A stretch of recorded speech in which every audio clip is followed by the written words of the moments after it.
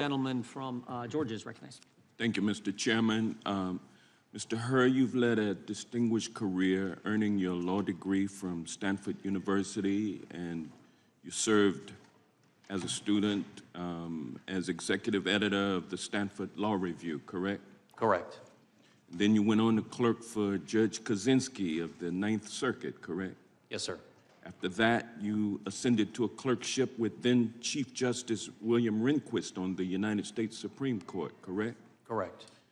And then you later joined the Daddy Bush Department of Justice as a special assistant to known Federalist Society member and now FBI Director Christopher Wray. Isn't that correct? I did spend some time working for former Assistant Attorney General Christopher Wray. And you later joined the Trump Justice Department as the Principal Associate Deputy Attorney General, working as the right-hand man for another known Federalist Society member, Rod Rosenstein. Isn't that correct? I served as Mr. Rosenstein's principal deputy. And then Donald Trump appointed you to serve as U.S. Attorney for the District of Maryland. Is that correct? President Trump nominated me to serve in that position, and I was unanimously confirmed by the United States Senate. That's correct. And thereafter, Attorney General Merrick Garland appointed you to serve as Special Counsel for the United States Department of Justice to conduct a full and thorough investigation of certain matters to determine whether or not Joseph Biden should be charged with unlawfully removing and retaining classified documents. Isn't that correct? Correct. And nowhere in that order does Attorney General Garland authorize you to conduct an investigation and issue a report on whether President Biden is mentally fit to serve as president. Isn't that correct?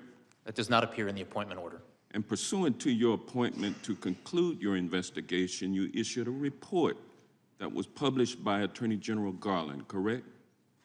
He made it available to Congress, sir. And your report concluded that after a full and thorough investigation, the evidence was insufficient to establish that President Biden had willfully retained classified documents. Isn't that correct? My judgment was that based on the state of the evidence, a conviction at trial was not the probable outcome. And you determined that there was no evidence of willful retention because each time classified documents were discovered to be in the president's possession, the White House notified the National Archives right away. The Biden legal team and the White House fully cooperated with the National Archives during the investigation. Once the DOJ opened the investigation, President Biden and his personal counsel fully cooperated. Isn't that correct? We did identify some evidence of willful retention and disclosure, but we also the point noted is, though, that the president cooperated fully with you. And didn't they never tried to hide any documents from you, did they? The report does note steps of cooperation taken by the president. Thank you, sir. And last but not least, unlike in the Trump classified documents case, President Biden's counsel never falsely certified that there was no classified documents in the president's possession, correct? The report does include some comparisons and contrasts between the facts alleged in the Trump case and the Biden case. Despite clearing President Biden from being prosecuted, you used your report to trash and smear President Biden because he said in response to questions over a 5-hour interview that he didn't recall how he got the documents. And you knew that that would play into the Republicans' narrative that the president is unfit for office because he's senile.